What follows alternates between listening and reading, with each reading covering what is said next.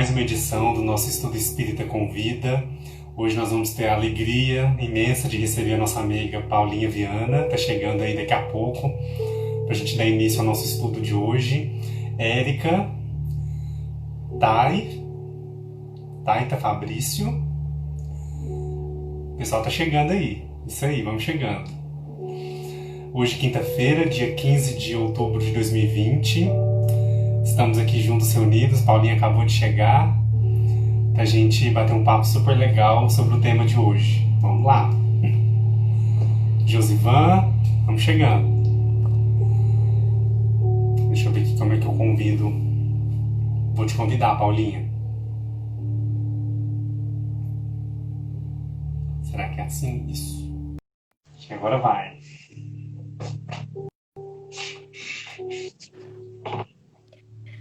Oi, Olá, oi. boa Oi, noite, tudo Edu. bem? Tudo jóia? Que Me bom te diga como é receber. que... Prazer é meu, prazer é meu. Estou muito feliz da gente estar junto aqui na noite de hoje para mais esse momento de reflexões, mais um momento para a gente estudar, para a gente refletir juntos, né, Paulinho? Estou muito feliz, muito obrigado pela sua presença. Eu que agradeço. Me fale se minha imagem tá boa, meu áudio tá bom, porque senão eu troco a internet. Aqui tá ótimo, para mim tá ótimo. Então, beleza. Pessoal, para quem não conhece ainda a Paulinha, ela tem o perfil Semente da Manhã, que é um perfil super bacana, super interessante. Ela vem desenvolvendo um trabalho aí, né, Paulinha, já tem um tempo, e se juntou a nós que estamos aí nessa linha de frente de divulgação, né, da doutrina. Antes da gente começar, Paulinho, queria que você se apresentasse para as pessoas, comentasse da sua página rapidinho, antes da gente começar nosso tema de hoje. Fica à vontade. Pronto. Ah, obrigada, Edu. Então, agradecer mais uma vez o seu convite, né? É muito legal estar aqui fazendo um estudo compartilhado. Eu adoro estudo compartilhado. Então, para quem não me conhece, eu sou Paula Viana, como o Edu falou, eu sou administradora do perfil Semente do Amanhã. Eu sou enfermeira de formação, né, acadêmica, mas sou trabalhadora da Seara Espírita também já há um bom tempo, desde 2005, que eu tenho, assim, né, um trabalho mais frequente. Eu iniciei com os estudos, depois na Casa Espírita eu já passei por tudo que é canto, já passei pela evangelização infantil, evangelização de juventude, trabalho mediúnico, né, eu sou médium de psicofonia, então trabalho mediúnico, trabalho no passe. Eu brinco com meu esposo que nós somos Severino Quebra-Galho. Então, assim, se precisar o que for no centro, a gente está lá. É para arrumar cadeira, é para entregar água, o que quer que seja, nós estamos à disposição do trabalho. Então, há 2 anos a gente está com a página Semente do Amanhã, né, aqui no Instagram, no Facebook e também o canal no YouTube. Né? E mais recentemente, quinzenalmente aos domingos, inclusive esse domingo tem, eu com mais outros amigos estamos com o programa E aí Evangelho pela TV7. Então, Sim, em um legal resuminho também aí geral. acompanhando com vocês. Fica aí o convite, né, Paulinha, para quem quiser acompanhar, né, o IAI Evangelho. Passa o dia e o horário aí de Isso. novo, né? Domingo, 18 horas, pela TV7. E também é retransmitido tanto pelo meu canal do Semente da Manhã no YouTube, quanto dos Meninas do Evangelho, que é uma outra página que também é aqui do Instagram, que nós fazemos essa parceria lá com a TV7. Então, esse domingo tem, inclusive, Rafa do Terceira Revelação é nosso convidado nesse domingo. Rafa, nossa amiga, que tá aí junto com vocês nessa também, que legal. Isso. Esse domingo ele é Isso, nosso convidado. fico muito feliz, Paulinha, de ver esse movimento, né? Esse movimento que está acontecendo, as páginas, e a gente tem essa oportunidade de estudar juntos, né? É muito bacana. E outra coisa que eu queria comentar, você está falando de Salvador, né? Então, eu me mudei, recentemente, tem pouco tempo, eu me mudei para Guanambi. Então, hoje eu estou falando do sudoeste da Bahia. Eu morava em Salvador, sim. Ah, sim, eu sabia que você estava em Salvador. Que bom. Ah, a Bahia é tudo de bom, né? Saudade demais daí. Gosto muito desse estado, do estado de Salvador que eu conheço mais, né? Então é sempre bom receber vocês aqui também com a gente. Pois Pessoal, é. antes da gente começar, eu queria só combinar com vocês. A Paulinha ela vai fazer uma apresentação, né? Ela vai trazer o assunto que ela escolheu para a gente conversar hoje. E aí, após essa apresentação, a gente abre para as perguntas. Eu vou pedir para que vocês separem as perguntas, enquanto ela for falando, for surgindo alguma dúvida. Às vezes, se vocês colocarem aqui na hora, a gente não vai ver, porque a gente vai estar prestando atenção. Então, guarda as perguntas, e aí, na hora que a gente abrir, vocês coloquem, a gente vai abrir alguns minutinhos aí no final, para que a gente possa responder e complementar o estudo que ela vai trazer para a gente. Pode ser? Combinado? Pode ser, então, né? Paulinha, então, agora é com você. Fica à vontade, viu? Obrigada, Edu. Então, vamos lá, pessoal. Eu queria explicar para vocês, assim, rapidamente, a forma como eu vou conduzir esses momentos, né, próximos, que é o seguinte: esse capítulo, como toda a obra de André Luiz, ele é muito rica, né? Tem muita exemplificação, muita descrição. E como a gente está aqui num bate-papo, sem o recurso de imagens, então eu vou usar o fio condutor da narrativa para a gente ir pontuando, né, algumas descrições mais importantes do capítulo. E aí a gente vai explorando a temática, tá certo? Inicialmente, eu queria destacar algumas partes que estão no prefácio da obra. Emmanuel faz o prefácio dessa obra, que é nos domínios da mediunidade. Deixa eu mostrar para vocês aqui, né, que está lá na divulgação, mas eu não sei se a maioria aqui já leu. É uma obra riquíssima. Quando eu comecei as primeiras manifestações de mediunidade, de sinais, né, mais evidentes de mediunidade, eu não acreditava, viu, Edu? Eu não acreditava. Assim, eu era da racionalidade, eu não venho de uma família espírita, então eu tinha as percepções mediúnicas e eu não acreditava, né?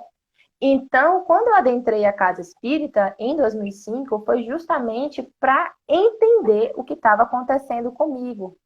E além dos estudos da casa, todos, né, da codificação, livro dos espíritos, todos que a gente faz, a obra de André Luiz foi uma obra que me auxiliou sobremaneira a entender um pouco mais o que estava acontecendo comigo. Claro que temos várias obras complementares que são riquíssimas e que também muitas delas eu já li, mas eu tenho um carinho muito especial pela série André Luiz, porque foi aquela que eu ia falando, nossa, é isso, é isso. Então, me ajudou muito. Então, por isso eu escolhi esse capítulo. E no prefácio, Emmanuel já fala assim pra gente: cada criatura, com os sentimentos que lhes são característicos, né, que caracterizam sua vida íntima, emitem raios específicos e vive na onda espiritual com que se identifica.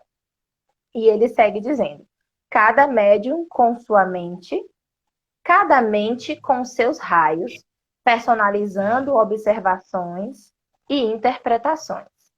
E logo no primeiro capítulo, o instrutor vai dizer para a plateia que assistia, claro, com o André Luiz também: a mente permanece na base de todos os fenômenos mediúnicos. E eu complemento essa frase do instrutor com uma fala que está em O Livro dos Espíritos, que o perispírito é a base de explicação de todos os fenômenos mediúnicos, né? Então, Emmanuel tem até no Pensamento e Vida um capítulo que ele fala que a mente é espelho da alma, né?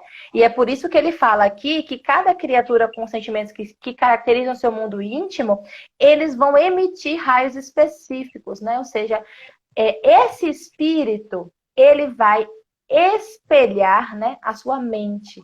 Então, ele vai emitir os seus raios, o seu padrão mental, a sua frequência vibratória, né? Isso vai fazer percebido, né, pelos espíritos através da nossa vibração, da nossa aura, enfim, da densidade do nosso perispírito, né? Então, assim, a qualidade, o padrão dos nossos pensamentos, como a gente cultiva o nosso campo íntimo, é muito determinante para a gente perceber quais são as correntes mentais que nós vamos assimilar.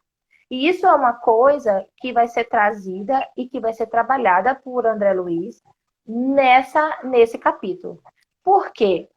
Porque esse capítulo vai justamente observar um dos médiuns dessa reunião mediúnica, de um grupo mediúnico que eles foram usar como base para estudar um pouco mais sobre mediunidade, né?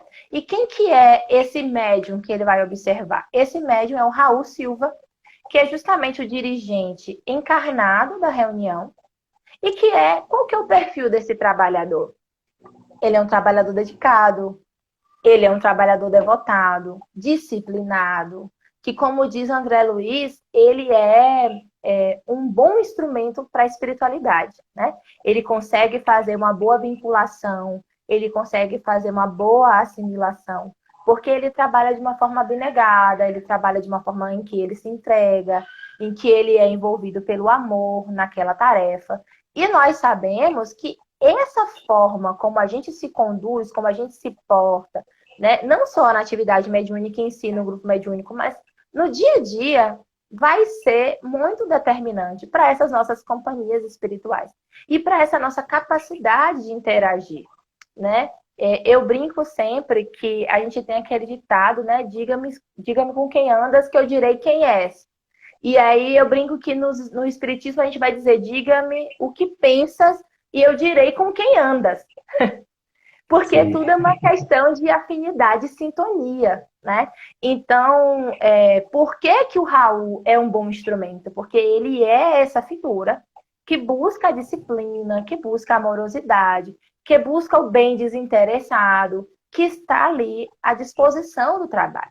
Então, é por isso que a gente vai ver uma descrição tão bonita de assimilação de correntes mentais, tá? Então, logo de início, ele vai nos dizer que o instrutor, né, que o dirigente espiritual daquele grupo mediúnico vai se colocar à frente do Raul e, sem dizer nada, ele começa o seu processo de vinculação, né, de aproximação, de sintonia.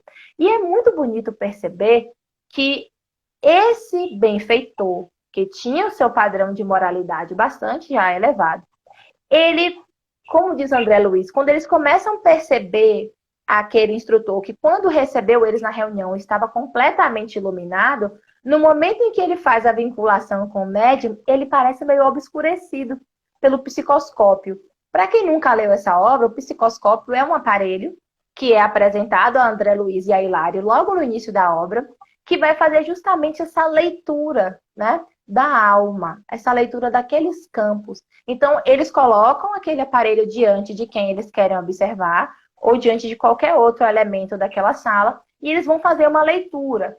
Paula, essa é a única forma de fazer uma leitura? Não. Ele, se usasse a concentração, poderia fazer a leitura magnética também daquele mesmo indivíduo. Mas isso ia requerer tempo, ia requerer concentração. Então, o aparelho já faz esse scanner de pronto para ele, já dá pronto, mastigadinho. Assim como quando a gente usa um microscópio, a gente consegue ver vários detalhes de uma célula, de um micro-organismo, né? Então, o psicoscópio, vamos dizer assim, é o microscópio, né, da alma, né? Então, eles vão usar esse aparelho para observar todo o fenômeno que ele vai descrever, tá certo? E aí ele diz que quando o Clementino, que é o benfeitor espiritual, se aproxima de Raul, ele obscurece na leitura do psicoscópio. Ele fica, nossa, como que ele obscureceu, né? Cadê aquela luz toda que estava ali evidente quando ele nos recebeu? Então ele fala, ele baixou o seu padrão vibratório para poder entrar na sintonia do médium. Porque quando a gente está num processo de vinculação mediúnica, nem sempre nós, mesmo que em prece, e olhe que eu falei que esse médium é um médium devotado, disciplinado, né?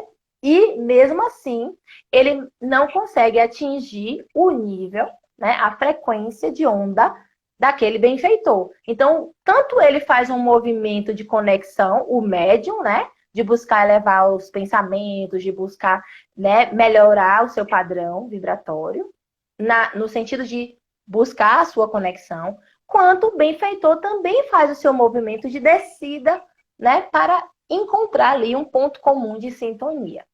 E nesse momento em que ele faz essa modulação da sua vibração, o benfeitor, começa a sair, né, da mente dele, da fronte do benfeitor, raios luminosos em direção à mente do médium. E ao mesmo tempo em que ele começa essa irradiação luminosa, ele também usa as mãos, né? E aí vamos imaginar um movimento também como um passe espiritual, né? Ele usa as mãos para envolver, né, a região cerebral daquele médium. E naquele momento, o médium começa a perceber alguns calafrios. André Luiz narra que é como se o médium ficasse levemente excitado, né? A sua pele fica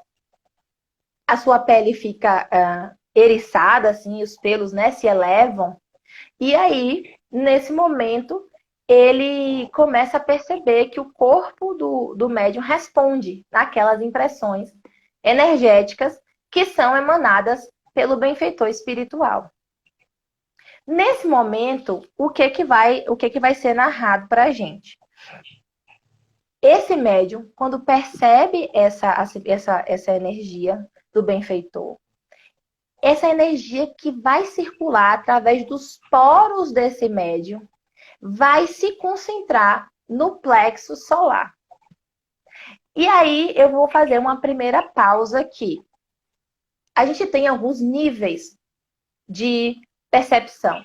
O primeiro nível é esse nível mais impreciso, que é essa primeira leitura que foi feita pelos poros. André Luiz fala que os poros são como se fossem múltiplas antenas que nós temos. Tá travando para você, Edu? Para mim, não. Para mim tá normal. Tá normal? Para algumas pessoas, para mim tá normal. Tá, então vou continuar. Só Será me que é avise se... ruim? Não, não. Só me Para avise mim se tá eu normal. travar, viu? Então Tá. tá bom. Então o que acontece? Ele fala que o sistema nervoso, os núcleos glandulares e os plexos, eles emitem uma luz particular. Então, no momento que ele está olhando o próprio médium no psicoscópio, nesse momento inicial, né, de emanação mental do benfeitor para o médium, ele percebe tanto o médium levemente excitado com essa sensação de calafrio, né? Como se estivesse percebendo uma corrente elétrica passando por ele, vamos dizer assim, né? Então ele sente aquele leve calafrio. Como partes do seu corpo se ilumina. Então ele fala, o sistema nervoso todo se ilumina, os núcleos glandulares se iluminam e os plexos. Então por que eu faço uma primeira pausa aqui? Eu falei, a primeira fala aqui minha inicial foi que o perispírito é a base de explicação de todo o fenômeno mediúnico, né? Então, o que acontece aí?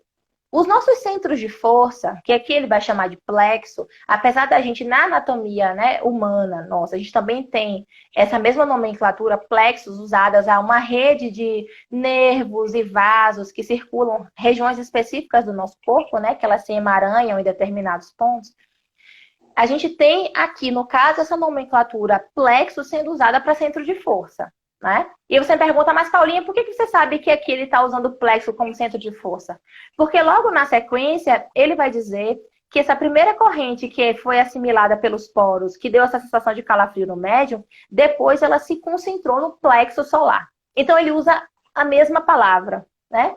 Então, eu faço essa analogia de que quando ele se refere a essas partes que se iluminam, tanto no corpo físico, sistema nervoso, as glândulas e os plexos, porque aí já estou falando de pontos iluminados no perispírito, né? Porque os centros de força, eles estão localizados no perispírito. Por que que o benfeitor, no momento em que ele trava ali o contato inicial com o médium, ele também, além da irradiação mental, que é luminosa, ele também usa ali as mãos para poder fazer esse processo de envolvimento, assim, esse passe espiritual, né? Vamos dizer assim. Porque a gente sabe que quando a gente inicia qualquer processo de manifestação mediúnica, a gente tem estados alterados de consciência que são chamados transe mediúnicos, né? E que o transe mediúnico tem como característica uma coisa muito importante, que é uma expansão do perispírito. Né? Então, esse perispírito, ao expandir, ele vai permitir que essa percepção seja mais ampliada. Porque uma das propriedades do perispírito é a sensibilidade global, que é justamente essa mesma sensibilidade que é o padrão natural do espírito desencarnado. Quando a gente vê que nas descrições mediúnicas, né, o espírito percebe com o corpo inteiro, é por conta dessa sensibilidade global do perispírito. Ele não precisa mais de um órgão físico para perceber.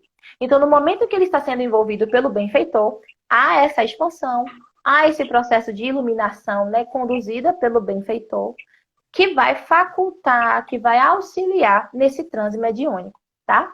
Quando ele assimila esse primeiro nível de corrente mental, que passa pelos poros, os poros vão conduzir, através do sistema nervoso, esse fluxo, esse quantum de energia para os centros de força, que no caso específico desse médium foi concentrado no gástrico, no que ele chama de plexo solar.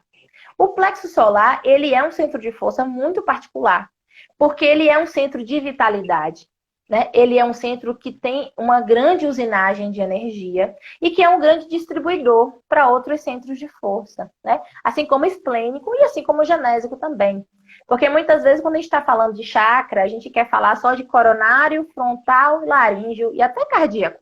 Mas quando a gente vai passar da cintura para baixo, a gente tem o maior preconceito com ele, né? E na verdade, da cintura para baixo, a gente tem grandes usinas energéticas, que inclusive vão sustentar trabalhos mediúnicos longos, por exemplo, né? Há descrições de que Chico, por exemplo, usava, já que ele tinha a sua abstinência sexual, né? A sua energia genésica era usada para aqueles longas horas de psicografia, por exemplo, né? Então a gente precisa perceber que todos os nossos centros de força, eles têm uma importância, porque se um deles desequilibra, todo o nosso sistema desequilibra, certo? E os centros de força, eles não estão assim soltos no mundo. Eles estão localizados no corpo perispiritual, mas eles se relacionam com o corpo físico. Então, cada chakra nosso vai se relacionar com uma rede neuronal, com uma rede de glândulas, com uma rede de órgãos e tecidos, né? Então, há uma interação constante entre o centro de força e o nosso corpo físico, tá? Então, quando a gente tem essa assimilação da energia emanada pelo benfeitor através dos poros, como ele coloca aqui, os poros como antenas, e essas energias elas vão se adensar no plexo solar, esse plexo solar ele vai funcionar como essa usina que vai impulsionar esse estímulo para o cérebro. E aí ele fala que o plexo solar vai bombear através dos nervos, né? Esse estímulo que foi emanado pelo benfeitor para o cérebro. Então, o cérebro, ele não vai ser só um receptor. Ele vai receber o estímulo nervoso, mas ele vai decodificar esse estímulo. E esse estímulo decodificado vai ser traduzido. Como que ele vai ser traduzido, Paulinha? Vai depender da faculdade do médium. Então, no caso de Raul, ele foi decodificado através do verbo. Então, é uma manifestação de psicofonia, né? Mas ele mesmo diz que poderia ser pelas mãos, pelos pés, porque a gente sabe que existe a psicografia, existe a psicopictoriografia. Eu tenho aqui atrás de mim um quadro, que é uma pintura mediúnica. Esse quadro que está aqui atrás de mim, ele foi pintado com os pés. Com os pés? Com os pés. Olha só que interessante. A médium pintou ao vivo, né? Eu estava lá. E ela pintou com os pés esse quadro. Em poucos minutos, Edu. Se eu não me engano, 18 ou 20 minutos. Nossa, impressionante, Ela né? fez a base toda com os pés e depois ela, com a mão, ela fez pequenos detalhes. Mas a base dele foi com os pés. Então, a expressão, eu fiz uma assimilação do benfeitor, mas a forma como eu vou traduzir isso, né, na exterioridade ali do efeito mediúnico, vai depender da faculdade do médium, certo? Então, isso daqui é extremamente importante para a gente começar a perceber as diferenças, nuances, né, de expressões da mediunidade. Isso faz a gente também perceber do porquê, por exemplo, quando um espírito se faz numa reunião mediúnica presente, ali eu tenho vários médiuns de evidência, porque que cada médium vai narrar aquele espírito de uma maneira peculiar. Um vai dizer que só viu o busto, o outro vai dizer que viu o corpo inteiro, o outro vai trazer detalhes, às vezes, da vestimenta, o outro vai dizer que viu só uma coisa meio nebulosa, não conseguiu perceber detalhe nenhum, né? Por que eu tenho diferentes leituras de um mesmo espírito que está se manifestando no mesmo momento e que é percebido de maneira diferente pelos médiuns presentes. Porque aí eles vão trazer uma informação importante nesse capítulo. Cada médium, ele tem uma capacidade de leitura. É como se eu falasse assim, a gente tem os médiuns que só são sensitivos, né? Que só param naquela primeiro nível que eu falei, que é dos poros, que às vezes arrepiam, percebe a presença de algum espírito, às vezes tem a sensação de que algum espírito passou, né, por ele, mas não aprofunda nas percepções, né? E eu tenho outros que já vão ter uma ostensividade maior, né? Às vezes até múltiplas faculdades, às vezes são psicógrafos, psicofônicos, enfim, médios de efeito físico, como um Chico, por exemplo, né? Que tinha diferentes expressões mediúnicas. E daí também essa capacidade de leitura. Com os estudos científicos sobre mediunidade, a pineal tem sido muito estudada, né? A glândula pineal é essa glândula que está muito vinculada às questões da mediunidade, pelos seus cristais de apatita. Existem, inclusive, estudos que apontam que quanto maior a quantidade de cristais, sinalizava uma maior extensividade daquele médium, né? Então, tem uma questão anatômica também relacionada com o fenômeno da mediunidade, que não é um ponto que vai ser abordado nesse capítulo, é abordado até em outro capítulo, mas não nesse. Então, assim, cada médium, a partir dessa própria sua predisposição orgânica, vai ter uma capacidade de tradução do estímulo que recebeu diferente, certo? Então, isso é importante a gente dizer. E não está errado. A leitura de nenhuma está errada, só são leituras, né? Quando ele fala que... Percepções, exatamente. Quando ele nos fala nesse capítulo que a mente, que cada mente com seus raios, personalizando observações e interpretações, foi a fala de Emmanuel que eu li aqui inicialmente, justamente isso. Cada mente, ela vai ser capaz de refletir através do seu padrão, que é sustentado, né, pelo espírito, raios luminosos, vão ser capazes também de assimilar determinada frequência, que vai estar em sintonia com a dela, e vai ser capaz de traduzir também dentro dessas mesmas limitações. Então, não é uma coisa única, é uma coisa complexa, que tem várias vertentes, né? Para que o produto final seja a percepção. Para que o produto final seja a percepção do médium. Então, é muito interessante. E ele ainda fala assim, se eu pegar um espelho d'água, né? Aquele espelho d'água bem calminho, bem paradinho, perfeito, de uma água bem límpida, sem poluição, né? Num lugar assim bem preservado, por exemplo, eu olho para aquele espelho d'água, eu vou ver refletido o céu, né? Eu vou poder olhar ali aquele céu lindo refletido naquele espelho d'água. Mas se aquela água se turvar, se aquela água movimentar, essa capacidade de reflexão já não é mais a mesma. Eu não vou conseguir perceber da mesma forma quando ela estava perfeita, paradinha, né? Então, também o meu padrão de sustentação mental, o meu padrão energético, o meu padrão de moralidade vai ser também determinante nessa percepção, né? Ele dá um outro exemplo. Se você pegar um espelho perfeito e você projetar nele uma imagem, ele vai refletir aquela imagem com aquela mesma perfeição, né? Mas se eu pegar esse espelho e mergulhar ele na lama, e daí eu puser ele de novo de frente para a mesma imagem, a reflexão vai ser a mesma? Não, né? Porque a lama que está ali naquele espelho, a lama que está naquele espelho não vai mais permitir uma reflexão perfeita da imagem. Então, a nossa mente é a mesma coisa, né? Se eu não estou bem, eu não vou ter uma boa capacidade de assimilação da corrente mental. E, portanto, eu também não vou ter uma boa capacidade de tradução daquele estímulo.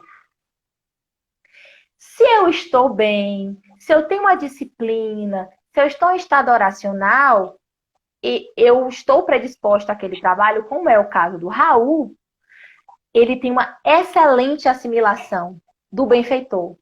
Tanto que André Luiz narra que quando o benfeitor começa a falar, ele começa a falar com as mesmas palavras que o benfeitor estava trazendo, com pequeníssimas alterações.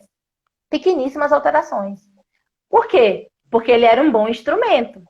Porque ele estava funcionando como um espelho d'água ou como um espelho limpo, sem estar mergulhado na lama.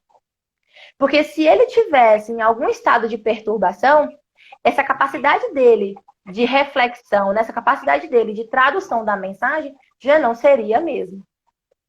Eu não sei se você concorda comigo. Então, Sim, eu queria fazer só um comentário, pegar um pode gancho nisso que falar. você está falando. Nesse exemplo ainda do Raul, né? Por que que o Raul conseguiu trazer as palavras do mentor tão próximas do que ele estava falando? Porque houve uma preparação. É um assunto muito importante a gente falar isso, que é a preparação do médium para o trabalho na casa espírita. Quando você fala sobre esse estado de perturbação, o nosso dia a dia ele é perturbado, né? Nós somos cheios de interferências o tempo todo, não só externas, mas também internas nossas, né? Questões nossas, preocupações. Então, se a gente se dedica ao trabalho mediúnico, a gente precisa ter esse outro cuidado, né, Paulinho? De se preparar para ir para o trabalho, de se preparar para ir para uma reunião de desobsessão, por exemplo, para uma reunião de psicografia, de estudo e desenvolvimento também. Então, isso leva a gente cada vez mais a crer o quanto é importante essa preparação. Eu escuto isso desde quando eu comecei, e eu acho que tem que ser falado todos os dias. Com Antes da gente certeza, sair Du. para ir para a reunião, a gente para um pouco, faz uma oração, uma prece, faz uma leitura. Como é que é a nossa preparação cotidiana, né? Então, esse ponto aí leva a gente a lembrar disso, né? Quantos de nós, às vezes, está assim um dia inteiro de trabalho e chega esbaforido no centro espírita, sobe para a sala mediúnica. Eu falo sobe porque na minha sobe, né? Mas quando. Pode ser que seja no mesmo nível, mas assim, subia aquelas escadas correndo, chegava na sala, queria concentrar, queria em 2 minutos. Vai, gente. Não vai, entendeu? Não vai conseguir. Não é uma chave que a gente vira assim, né? Então, isso é muito interessante, essa percepção. Então, eu vou trazer algumas falas aqui rapidamente, porque eu saí fazendo uma narrativa com as minhas palavras, mas eu vou trazer alguns trechos de destaque para vocês Tá terem uma ótimo. noção do que eu estava falando. O livro é Nos Domínios da Mediunidade, Érica. Capítulo 5 que a gente está falando. Então, olha só que ele fala aqui. O benfeitor espiritual que ora nos dirige acentuou o nosso instrutor. Afigura-se nos mais pesado, porque amorteceu o elevado tom vibratório em que respira habitualmente, descendo à posição de Raul, tanto quanto lhe é possível para o benefício do trabalho. É o que eu falei. Isso é de uma generosidade, Edu. Isso é de caridade com a gente, né? Porque ele sai do seu padrão mais elevado para chegar no nosso. E fala aqui, o mentor desencarnado levantou a voz comovente, suplicando a bênção divina com expressões que nos eram familiares, expressões essas que Silva transmitiu igualmente em alta voz, imprimindo diminutas diferenças, como eu falei. Fios de luz brilhante ligavam os componentes da mesa, dando-nos a perceber que a prece reunia mais fortemente entre si. Então, a gente estava falando da preparação aqui, Edu. Então, essa interação não faculta só a interação entre o benfeitor, né, ou o espírito comunicante, qualquer que seja, que pode ser não ser o dirigente espiritual da reunião, mas qualquer outro, mas também faculta essa ligação mente a mente entre todos que compõem aquele grupamento mediúnico. Porque a gente forma uma grande corrente, né, mental, uma grande corrente vibratória que nos conecta a todos. Inclusive, quando nós estamos em desconexão, eu já tive percepções assim de algum médium convidente dizer, fulano, essa reunião esteve isolado do grupo. Ou porque ele não conseguiu manter a sintonia, ou porque ele estava com alguma situação de adoecimento que a equipe espiritual preservou, deixou ele somente como assistido e não participou daquela corrente que iria, né, fazer as desobsessões, por exemplo. Então, olha como que é importante a prece, olha como é importante aquela vinculação. E por que que o momento da prece fez essa conexão mais fina entre aqueles que participavam da reunião. Porque todos estavam ali vinculados com aquelas mesmas palavras, mentalizando aquelas mesmas coisas. Então a gente começa a criar uma unicidade de pensamento, né? Mas é claro que eu também só faço isso se eu consigo me desconectar do mundo lá fora e estar realmente plena e presente naquela reunião, né? Porque se eu estiver ali, eu vi na prece, tiver, meu Deus, mas a conta vai vencer, mas meu Deus, não sei o que lá, eu não vou conseguir fazer essa... entrar ou sustentar aquele padrão, né? E às vezes o dirigente da reunião fala assim, gente, a equipe espiritual está pedindo para que a gente reconecte de novo os pensamentos. Por quê? Porque às vezes a gente divaga. Às vezes a gente não consegue sustentar aquela mesma vigilância durante toda a oração, principalmente num dia que a gente não chegou tão bem, né? Então Sim. as observações da equipe espiritual acabam que também vão nos ajudando ali na condução da reunião, né? Edu, fique à vontade para interromper a qualquer momento, tá bom? Só pegando um ganchinho nesse outro ponto que você está dizendo da sintonia conjunta, né? O quanto também é importante a gente se lembrar disso. O médium, gente, ele não está ali numa reunião, só ele e o mentor dele psicografando, não. Está havendo toda uma movimentação ali, né, Paulinha? Os outros espíritos, né, que participam, que estão ali trabalhando junto, os médiums que estão na assistência também, às vezes não estão sentados na mesa, mas estão na assistência, eles também participam dessa corrente mental que está circulando ali e que propicia o médium a psicografar aquela mensagem. Então, Com a gente não pode ter certeza. egoísta de achar que é só o médium e o mentor do médium. Não, todos que estão ali naquele ambiente, com o pensamento concentrado, estão participando ativamente daquela comunicação que está vindo. Né? As pessoas que ficam na sustentação têm um papel fundamental, eu diria, né? Fundamental. Inclusive porque quando os médios às vezes estão ali naquelas comunicações às vezes mais difíceis, né? Eles estão ali na oração, na sustentação energética, que vai auxiliar a equipe espiritual também, né? Naqueles atendimentos. Então eu diria que não dá para ter uma reunião mediúnica sem essa equipe de sustentação. Não para pelo menos funcionar de uma forma tão boa e tão fluida como funciona com a equipe de sustentação. Realmente são fundamentais. Dando um outro exemplo rapidinho, aproveitando também que eu lembrei agora, Tá? tem dias que a sintonia está tão boa, né? O grupo está tão conciso ali, que às vezes 2 ou 3 médiums psicografam uma mensagem dos seus mentores e os temas dessas mensagens são parecidos, conversam Sim, entre si. Então, isso é um sinal de que todos que estavam ali conseguiram alcançar uma sintonia ali totalmente favorável ao trabalho, né? Porque aí os mentores conseguiram exatamente. trazer aquelas mensagens que se conversam entre si. Mais um exemplo, né? Com certeza. Já tive situações de trazer uma mensagem final de um benfeitor através da psicofonia e um dos médios na psicografia trazer, é o que você falou, o mesmo conteúdo, elaborado de uma maneira diferente, né? Porque era um outro espírito, mas a gente via justamente essa sintonia que você está falando. E isso é um bom indicador, né? Ótimo. Um bom indicador de qualidade, Ótimo. né? Então, eu só vou trazer mais aqui os pontos que eu já falei, só para a gente seguir aqui na narrativa.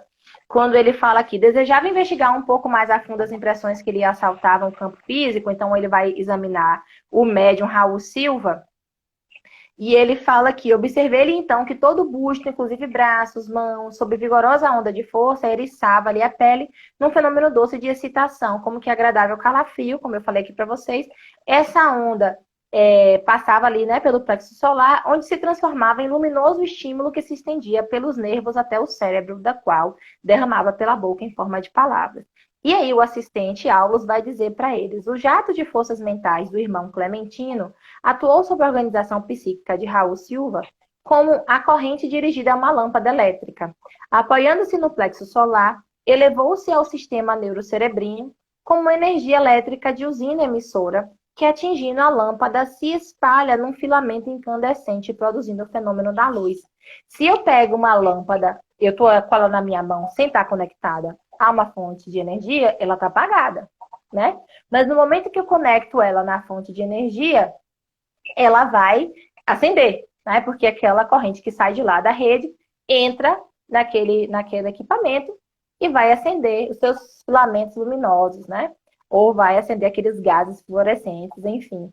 Então, ele faz uma analogia, né? O médium, quando ele começa a assimilação mental do benfeitor, aquela assimilação que penetrou pelos poros vai para o plexo solar e o plexo solar começa a usina, vai acender, né?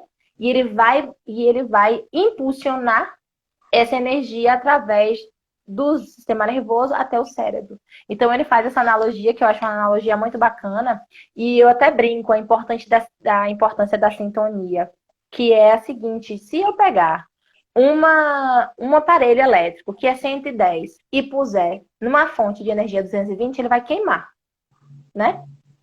Porque estão em voltagens diferentes. E essa é até uma pergunta que Hilário faz, eu não sei se mais para frente ou mais para trás, que ele faz, e a questão da voltagem, né? E ele fala justamente que quando o benfeitor modula a energia dele para alcançar o do médium, o objetivo dele é justamente ficar, né, numa frequência de onda compatível com a do médium, para não pifar, né? Para que haja uma capacidade de recepção do médium. Porque senão o médium talvez não conseguisse perceber. E ele faz essa modulação não só com energia, né, com vibração, mas também com as palavras que ele escolhe para falar. Porque se ele não escolhesse as palavras, o médium podia também ter dificuldade de decodificar. E qual é o grande objetivo daí? O grande objetivo é justamente que a mensagem seja compreensível para aquele grupo mediúnico, né? Então, assim, se ele falasse um monte de coisa que eles não iam entender, qual que ia ser a utilidade daquela mensagem? Né?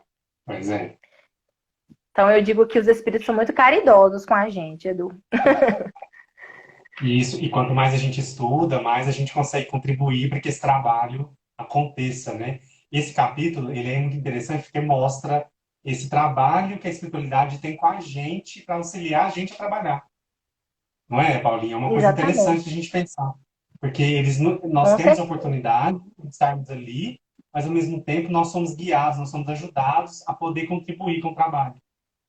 E aí quando a gente se depara com isso, a gente pensa, nossa, mas e qual é a minha parte nisso?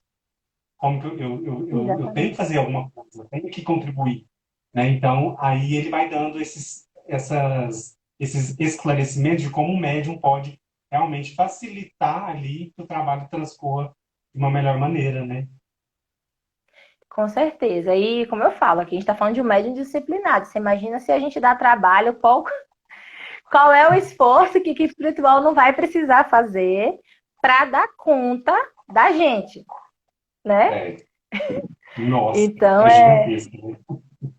é gigantesco. E aí é por isso que o instrutor vai falar aqui, né? Cada vaso recebe de conformidade com a estrutura que lhe é própria, né? Aquilo que eu falei da capacidade refletora, né? Capacidade de assimilação e de transmissão da mensagem e das diferentes percepções. Então, cada um tem a sua particularidade que está aqui, reside no seu mundo íntimo, né?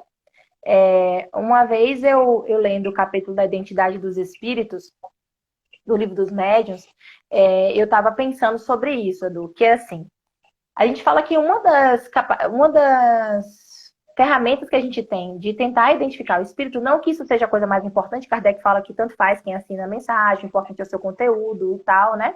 Mas também é importante quando a gente está recebendo mensagens, a gente avalie se aquele conteúdo é condizente com aquele espírito que diz assinar, né? Se não é uma coisa que entra em antagonismo com as ideias que normalmente são trazidas pelo aquele espírito. Porque pode tratar-se de um pseudo-sábio, pode tratar-se, né, de uma mistificação, né? Então, eu preciso estar atenta a esse conteúdo, né? A essa forma também. Mas eu também já vi manifestações, por exemplo, do espírito Sheila, né? Que é um dos espíritos que, por exemplo, é o trabalhador espiritual, né? É um benfeitor espiritual da casa onde eu trabalhei por mais tempo em Salvador, foram 13 anos. Às vezes a gente tem uma psicografia que você vê que o conteúdo é valioso, mas às vezes a forma, a expressão, né? A forma como aquela mensagem vem Você pode dizer assim, poxa, mas ela não é tão parecida com como eu li em João Nunes Maia, por exemplo, que é alguém que, se não me engano, já psicografou Sheila, ou Divaldo, que eu já vi que já psicografou Sheila. Às vezes a gente vê uma estrutura um pouco diferente, mas você vê que o conteúdo moral daquela mensagem não diverge do que seria esperado do espírito de Sheila. Daí você me Sim, pergunta, mas como que, então, o mesmo espírito vai trazer uma linguagem, às vezes, um pouquinho diferente? Porque pode se referir não ao espírito, mas à capacidade do médium na tradução do pensamento do sim, espírito, né? sim, Então é por isso que a gente precisa aliar não só a forma, mas também o fundo, né? Não só a estrutura literária ou oral, né, da mensagem, mas também o seu conteúdo moral. Porque às vezes, e aí eu digo assim, ó, as pegadinhas que a gente identifica uma falsa mensagem, Edu, não são tão gritantes. Às vezes está numa sutileza, está num pensamento enviesado que às vezes pode até passar desapercebido para um leitor que não é tão atento, né? sim, Então, a observação crítica das mensagens, eu acho que é um ponto que nenhum trabalhador espírita deve abrir mão.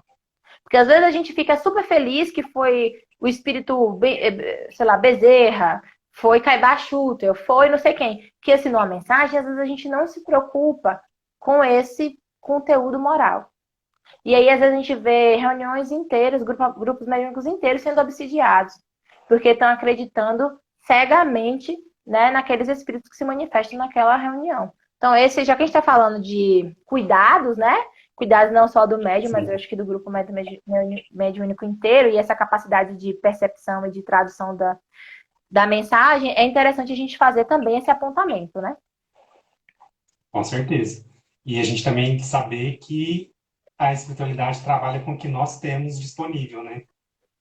E Exato. aí, como a gente sabe que a gente sempre tem que continuar o estudo, continuar o aperfeiçoamento, o entendimento, né? Viver o evangelho também, porque não é somente também a prática, né? Não é só ir lá na Sim. casa espírita, orar, psicografar. Não, isso faz parte do todo o nosso dia, né? E aí entra a questão Existe. da preparação, entra a questão do estudo e entra a questão também do médium como um instrumento. Que tipo de instrumento que eu vou ser para esse trabalho? Né? Aí cada um tem que se questionar, né? Exatamente. Você é um instrumento afinado ou você é aquele instrumento todo desafinado que o espírito tenta tocar e sai um som todo, né, ruim de escutar, um som desafinado, deformado, né, que não é o som esperado. E ele fala que o Raul era como se fosse um violino muito preciso, né, muito, né, um instrumento realmente maravilhoso. Então, é isso que a gente está falando aqui. Tem alguns outros pontos importantes. Vamos ver aqui, porque eu estou olhando para o relógio e de repente a hora já voou. Fica à vontade. Se você quiser Sim. terminar esse Esse ponto, ponto aqui é fica à vontade. interessante, Edu.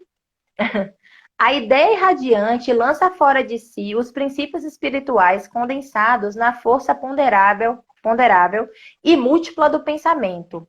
Princípios esses com que influímos no espaço mental.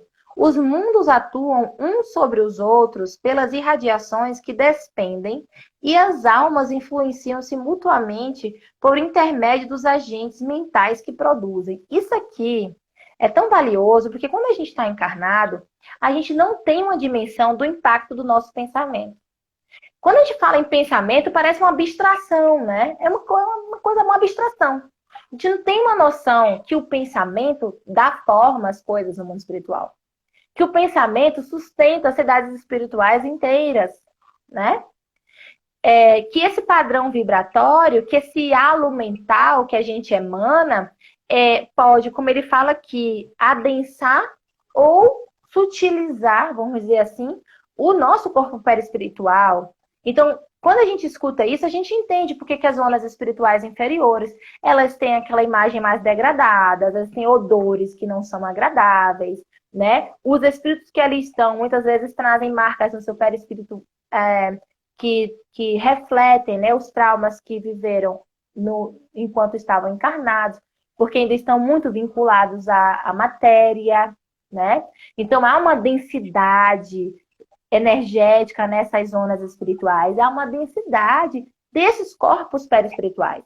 Diferente quando nós estamos já em regiões já mais harmonizadas, com espíritos mais moralmente, né, evoluídos, que conseguem sustentar um padrão mental de melhor equilíbrio, como a aula espírita que, né, a aulista espiritista falou, né, é o equilíbrio. Então, quando a gente tem esses espíritos já mantendo um padrão de equilíbrio, a gente tem cidades espirituais bonitas, né, com estruturas arquitetônicas belas, com ar melhor de respirar, como é traduzido por muitos espíritos, né, quando a gente lê obras psicográficas, inclusive de Chico também, quando a gente lê Ivone, por exemplo, nas narrações que ela tem de Memórias de um Suicida, a gente vê bem essa característica do Vale Sombrio e do Hospital Maria de Nazaré, por exemplo. E às vezes a gente está falando de zonas de transição, ainda não são aquelas cidades ultra power iluminadas, não, né? Mas ali já tem espíritos mais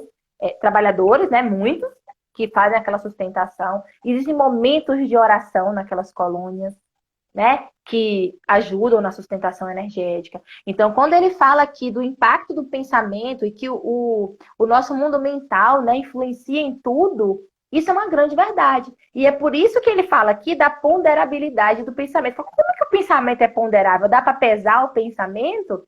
Mas é uma forma, é uma adjetivação que André Luiz faz para mostrar que esse pensamento tem forma, que esse pensamento pode ser fotografado, né, inclusive. Então, é importante a gente ter essa percepção.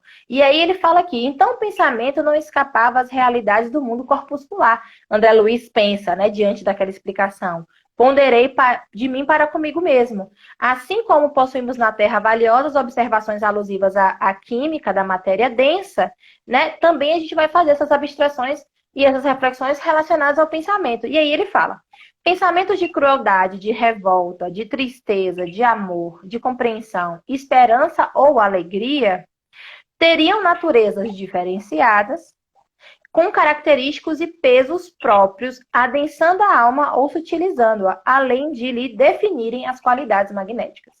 Então, quando a gente está falando de qualidade de pensamento, de padrão de pensamento, do orar e vigiar de Jesus, é porque justamente essa emanação mental vai construir realidade.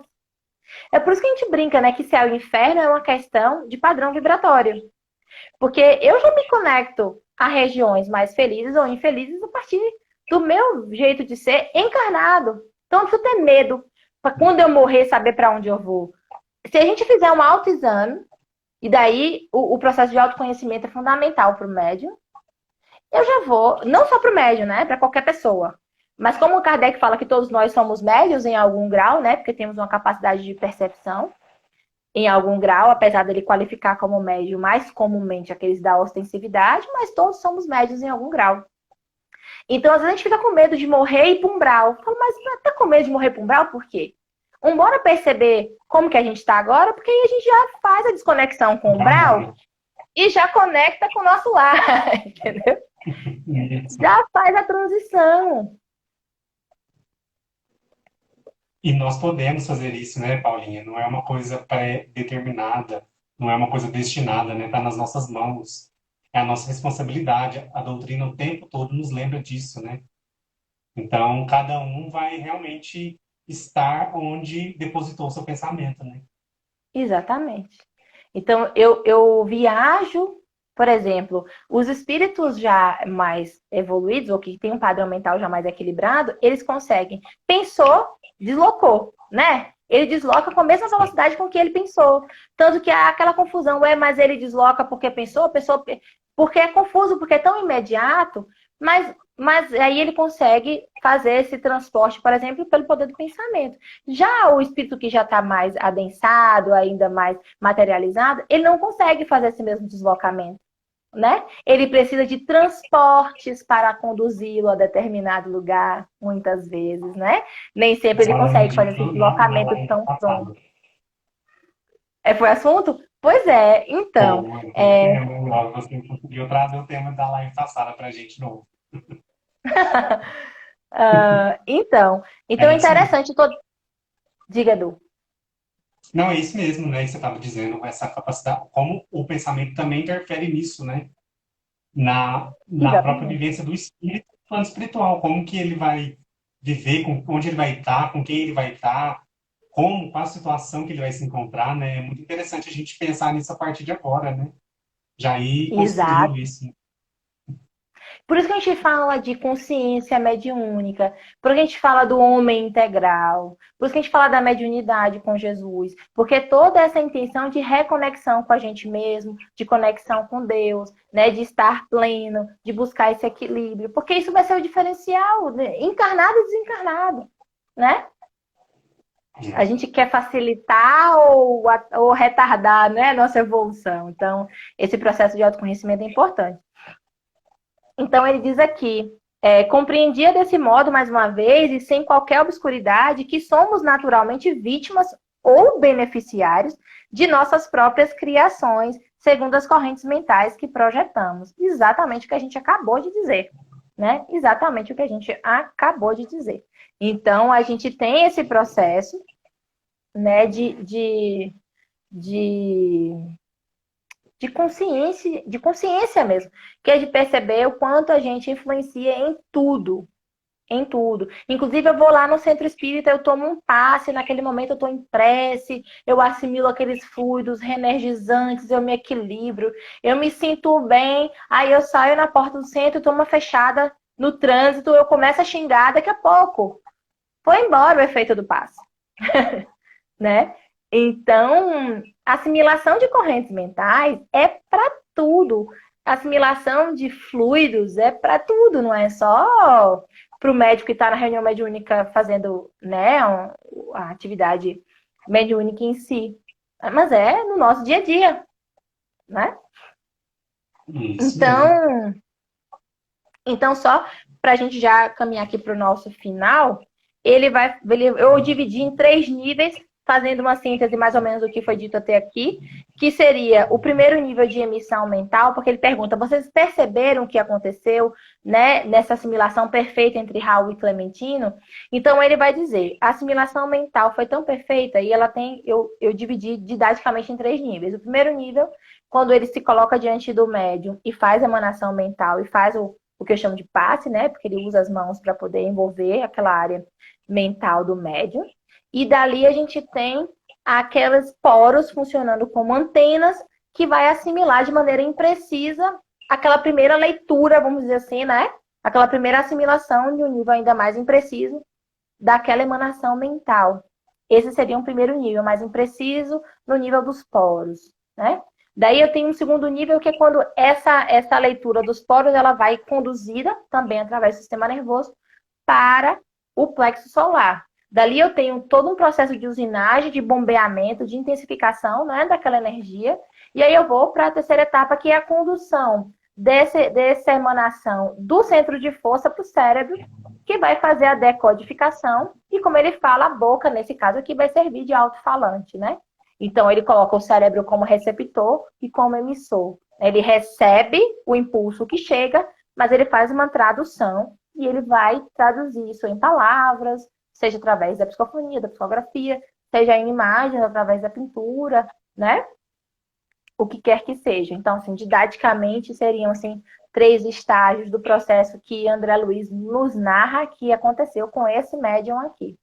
E aí ele pergunta, então, temos aqui, então, uma técnica do próprio pensamento? Daí ele fala: nem tanto, porque nós estamos constantemente pensando. Então, temos os nossos processos naturais, fluidos, que são diferentes de uma assimilação de uma outra inteligência, né?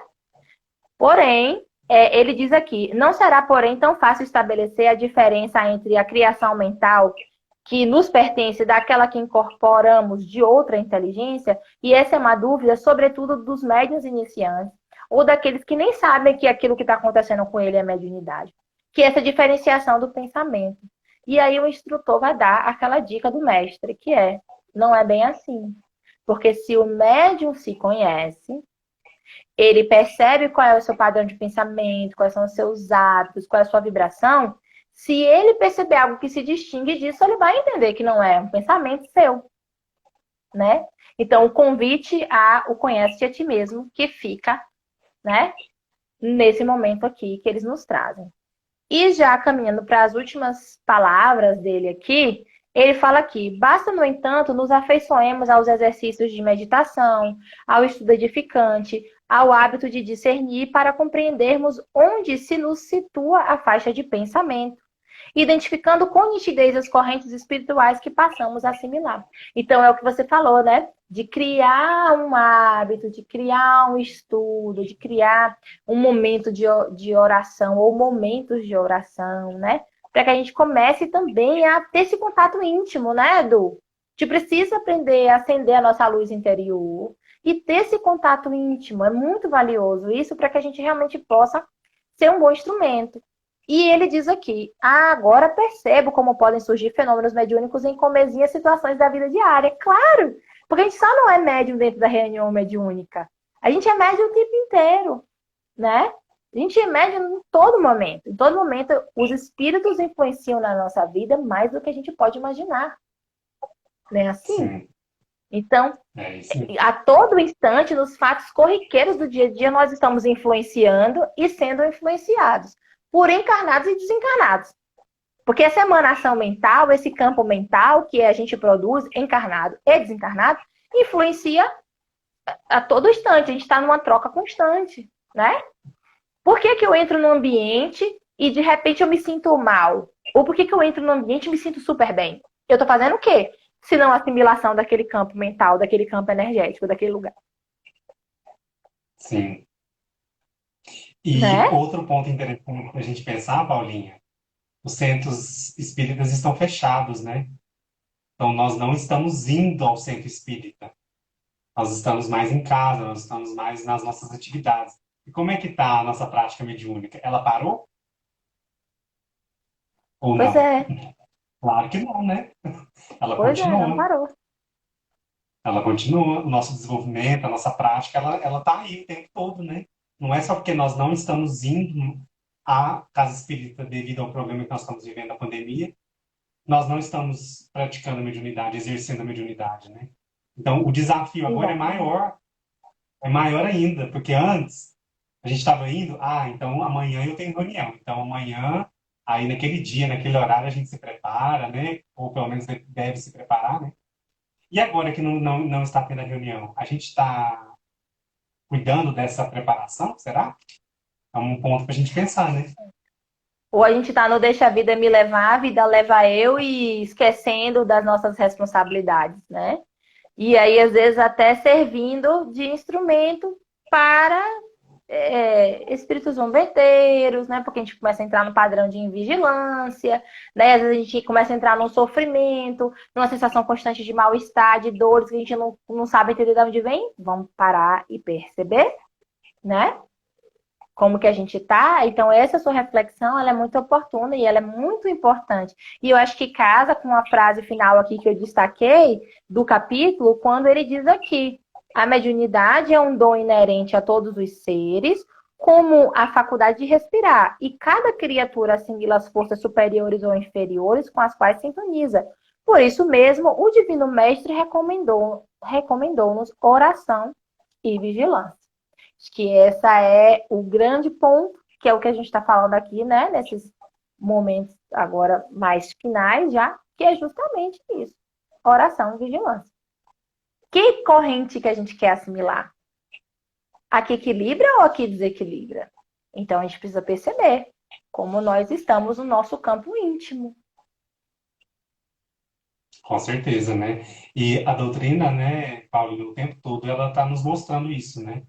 Está nos mostrando a nossa capacidade, a assistência que a espiritualidade nos presta para que a gente possa desenvolver, participar desse trabalho, que é um trabalho tão importante, tão sério, a gente sabe a finalidade, né? Então, que médium eu quero ser?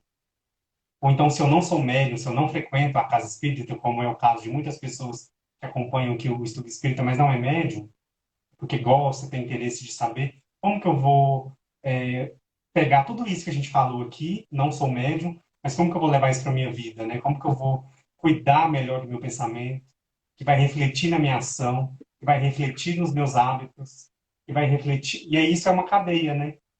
Então a gente percebe que cabe a nós, a responsabilidade é nossa sempre, né? Sempre, sempre.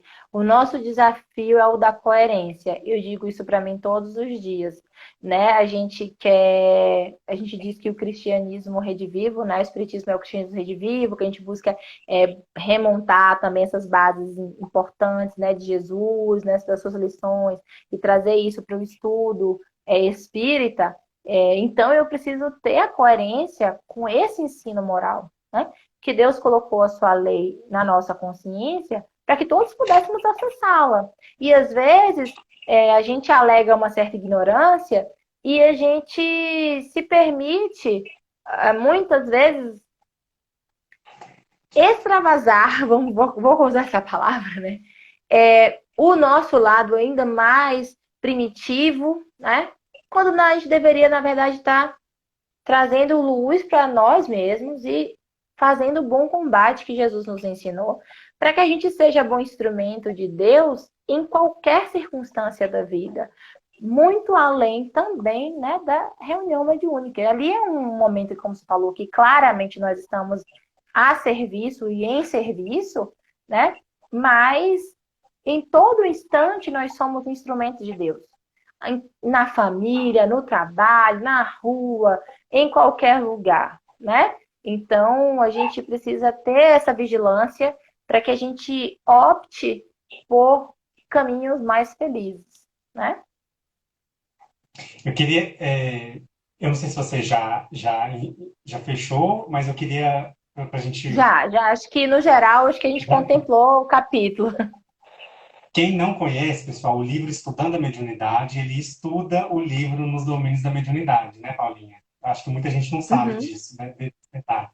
E aí eu estava lendo aqui a parte que fala sobre o capítulo 5. E aí eu queria finalizar aqui com um trechinho que o Martins Peralva fala. Ele diz o seguinte: a prática evangélica aprimora o coração. O conhecimento doutrinário ilumina a inteligência, alargando o raciocínio. Evangelho no coração e doutrina no entendimento, eis o tipo ideal do cooperador de Jesus no cenário terrestre. E aí, vamos ser Perfeito. cooperadores de Jesus nesse cenário terrestre que nós estamos vivendo, que parece tão difícil, tão caótico, mas a gente está aqui para ser esse cooperador do Cristo? Então, eu acho que Pois é. essa frase aqui é um convite, né? A gente encerra com um grande convite. Vamos ser, né, pessoal, esse cooperador do Cristo. A mediunidade é uma ferramenta que ele nos deu para que a gente possa trabalhar. E aí cada um dentro do seu contexto, dentro do seu círculo social, dentro das suas possibilidades, vai ser realmente esse servidor do Cristo, a serviço do Cristo em todas as situações da vida, né? A Leidiane está pedindo para mostrar a capa do livro. Eu, essa edição aqui é bem velhinha, tá, pessoal? Eu até encadernei ela, que ela estava desfazendo. Mas tem A uma minha, eu edição acho que a mais edição é nova. igual à sua. É bem antiga, a capa É. menorzinha. Mas estudando a mediunidade. Leiam primeiro nos domínios da mediunidade, depois vocês leiam esse, porque esse aqui vai refletir sobre o livro. Então fica aí a grande dica para vocês. Paulinho, vamos abrir com umas duas perguntas? Acho que o tempo está um Sim, pouquinho estourado. Pessoal, quem quiser fazer pergunta para a Paulinha sobre esse tema, sobre esse assunto, fique à vontade. Vamos aproveitar esses minutinhos que ainda restam aqui para a gente poder aproveitar mais. Você que está estudando, né, Paulinha, esse livro, a obra de André Luiz, que eu acho tão interessante. Eu li, mas eu tenho que voltar e ler de novo para estudar, sabe? Eu acho que é tão rico, é tão cheio de coisas que não dá para a gente só ler, né? Agora eu quero voltar e é. ler esse livro. André Luiz, ele tem uma capacidade de antecipar tantas coisas, né? Que, por exemplo, essa obra, se eu não me engano, é de 1955. E tem coisas que até hoje a nossa ciência ainda não deu conta de explicar, né? E outras já começa a apontar para coisas que ele disse lá atrás, né? O Dr. Décio Iandoli fala muito sobre isso, né? De como André Luiz ele tem um papel fundamental, né? Em nos revelar essas questões do mundo espírita também. Paulinha, tem uma colocação aqui da nossa amiga Ruth Moura, que sempre acompanha aí as lives. Ela está fazendo um comentário sobre o passe que eu acho interessante. Ela fala que somos envolvidos com energia magnética Por isso estamos sempre evoluindo, se trabalhando em prol do outro através dos passes, né? Então, eu acho que o passe, você até chegou a comentar, né? Deu um exemplo, é aquele momento ali também que tem aquela corrente, né? Que todo aquele trabalho espiritual acontecendo, e é um momento muito propício para a gente poder, tanto quem está recebendo o passe, quanto o médium que está ali direcionando aquele passe, também entrar dentro dessa corrente mental e assimilar tudo de bom que ela pode trazer, né? Com certeza, e lembrar que o trabalhador do passe também tem uma grande responsabilidade em tentar manter esse equilíbrio íntimo para que contribua positivamente, né, energeticamente, nesse processo de transfusão de energia. Né? Então, inclusive, a nossa percepção magnética, que o Giacomello vai chamar de tato magnético, né, do passista, ele é muito amplificado quando ele está nessa sintonia, porque também existe, né, essa expansão do perispírito em algum grau, que vai ajudar nessa leitura magnética. Quantos médiuns passistas conseguem identificar aquele campo que está obstruído, aquele campo que precisa de uma assistência maior, né? Na atividade de fluidoterapia, por exemplo. Então, é o que ele chama de tato magnético, né? Que seria essa percepção do campo espiritual do paciente. Né? Então, se eu estou equilibrado, se eu estou dedicado ao trabalho, se eu me cuido, eu tenho essa capacidade de ser também um melhor instrumento dentro do passe. E aí, Ser o claro, melhor violino, aperfeiçoar, como né? ela falou. É, Ser o melhor violino. Ah, exato. né? Acho que Kardec também usa esse termo violino, né, no Livro dos Médiuns, se eu não me engano. Eu acho que ele Se eu também não me usa esse engano, ele termo, usa. né? É, Eu acho que é interessante a gente pensar no violino, que é um instrumento refinado, mas que se ele não for devidamente cuidado, devidamente treinado, ele não vai emitir aquele som tão bonito, né? ninguém vai querer É um escutar. órgão. Ninguém. Sai A correndo Maria do pela Carmo, porta. é verdade. A Maria do Carmo está perguntando aqui, eu gostaria de saber por que senti um frio muito intenso em alguns dias em trabalho mediúnico. Então faz parte de um pouco daqueles sintomas que você comentou também, né? Pode passar ali, teve um exemplo nesse próprio capítulo, né? De como o Raul ali também sentia alguns pontos. Pode ser um É, sintoma, Mari, né? O Paulo, é, a é Maria do Maria, Carmo né, está o nome dela? perguntando. Isso. Maria do Carmo, existe essa sensação de calafrio que ele deu o exemplo aqui, que o Edu falou, e existe uma outra situação também, que é a percepção do médium, a percepção física do espírito comunicante. A gente vê nos estudos de perispírito que o espírito comunicante, quando ele está muito materializado ou muito sofrido, ele tem o que eles chamam de uma propriedade chamada temperatura, e que normalmente são mais frias. E que normalmente os espíritos mais evoluídos, mais moralmente equilibrados, eles têm vamos dizer, um aconchego, né? Uma energia mais aconchegante, um acolhimento. Então, eu não sei qual foi se você é médium ativa, né? Ostensiva, e não sei qual foi o espírito que comunicou, caso tenha sido, né, um processo de comunicação. Mas existe, os Almino Zimmermann, nessa obra aqui, que é uma obra que eu também estou estudando, reestudando agora, essa aqui, né? Ah, Dos eu ainda Almiro. não li É também, uma mas tem muita Bíblia, vontade. tá? É uma Bíblia, ela tá começando a ficar toda fitada, toda riscada, né? É daqui que ele fala, no capítulo de propriedades do perispírito, ele fala, uma das propriedades é a temperatura, e ele diz isso.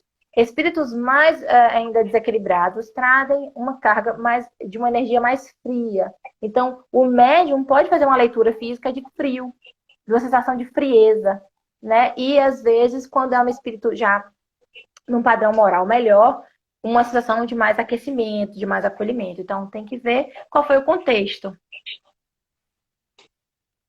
Ah, sim, dependendo, né, do contexto.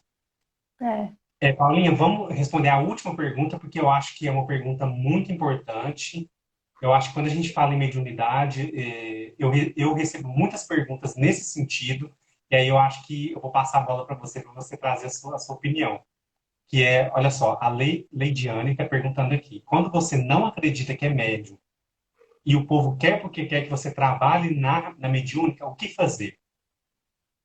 O que você acha que a pessoa deve fazer? A pessoa não acha que é médium, mas a pessoa, você é médium sim, vai lá, você tem que trabalhar, você tem que fazer isso, tem que fazer isso, tem que fazer aquilo. O que você acha?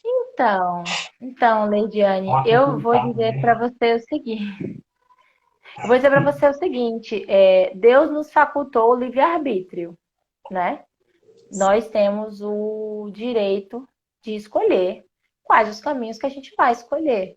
Se eu vou querer trabalhar a mediunidade, ou se eu não vou querer trabalhar a mediunidade, a gente tem essa escolha, né? É importante perceber como que a pessoa convive com isso. O que a gente sabe sempre é que quando a gente está estudando e quando a gente está trabalhando, a gente normalmente tende a equilibrar melhor, né, essa potência da alma e crescer com ela, né? Então eu digo que é claro que é sempre bom se eu tenho uma mediunidade, eu colocá-la a serviço, mas eu acho que, que a gente precisa respeitar o livre-arbítrio do outro. Então, as imposições, elas nunca são boas, porque se você não estiver bem consigo mesma, se você acha que você não é médium, se você for colocada à força numa reunião mediúnica, você não vai ficar bem. Talvez você não seja esse bom instrumento, talvez você tenha dificuldade, talvez você sinta-se mal, né? Porque você não vai conseguir gerenciar aquelas energias.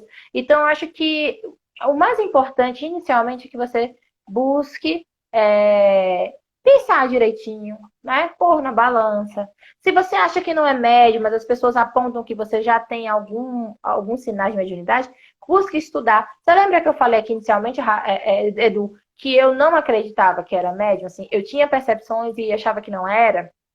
Eu passei a fazer parte de um centro espírita e estudar para justamente eu entender. E daí eu fui realmente convencida de que era, né? E a partir desse momento eu fui me aprofundando nos estudos da mediunidade. Tudo que era livro de mediunidade eu comprava, Edu. Eu ia nas feiras de livro espírita e eu ficava doida. E eu saía pegando. E comecei a ler. E eu digo para você, graças a Deus eu escolhi esse caminho, porque hoje eu me sinto melhor, né? Situações que eu tinha antes de maior mal-estar, eu não tenho mais hoje, né? Mas eu acho que o livre-arbítrio precisa ser respeitado. Com certeza, acho que em primeiro lugar, né? Eu já ouvi muitas histórias, assim, muito infelizes nesse sentido, sabe, Paulinho? Porque, principalmente em cidades menores, onde não tem centro espírita, por exemplo, as pessoas sofrem ainda muito com isso e sofrem com as imposições, né? Ah, você tem que fazer, você tem que ir, você tem... E não, eu acho que, em primeiro lugar, é o livre-arbítrio, a pessoa tem que querer saber isso, querer, se for o caso, estudar, ou então desenvolver, se for o caso também, ninguém é obrigado a desenvolver também. É outro ponto que muitos pegam e, você tem que desenvolver. Quando fala que tem, eu já fico meio assim, sabe? E Não, Edu, você não mesmo tem, disse cada um tem o que seu momento. Você mesmo disse aqui, né, que nós somos médiums todo o tempo. Então, se você busca fazer o bem, se você busca se conectar com o bem, né, ser uma boa cidadã, ser uma boa mãe, uma boa filha, enfim, viver em conformidade com Deus, você vai estar sendo médium de outras maneiras, né, que não é dentro de uma reunião mediúnica. Isso mesmo. Só dando um exemplo rapidinho para a gente encerrar sobre isso. Eu já contei aqui na live algumas vezes esse exemplo. Uma pessoa, né, em um contato com o mentor espiritual da casa espírita, comentou: eu não estou vindo porque não estou podendo vir nas reuniões porque eu estou em casa cuidando dos meus pais, que não sei, sabe, dando uma justificativa para o mentor por não estar ali, por não estar avançando no desenvolvimento mediúnico. Aí o mentor virou para essa pessoa e disse: e quem disse que você não está desenvolvendo a mediunidade? Lá cuidando dos seus pais na sua casa. Então, Pois a é, vida é muito ampla, né? Assim, os exemplos são muito grandes, né? Então, todo lugar que a gente estiver servindo, a gente está desenvolvendo a mediunidade. A gente está realmente fazendo com que esse fluxo, plano físico, plano espiritual, aconteça de uma forma positiva, né? exatamente. Exatamente, Edu, você disse tudo.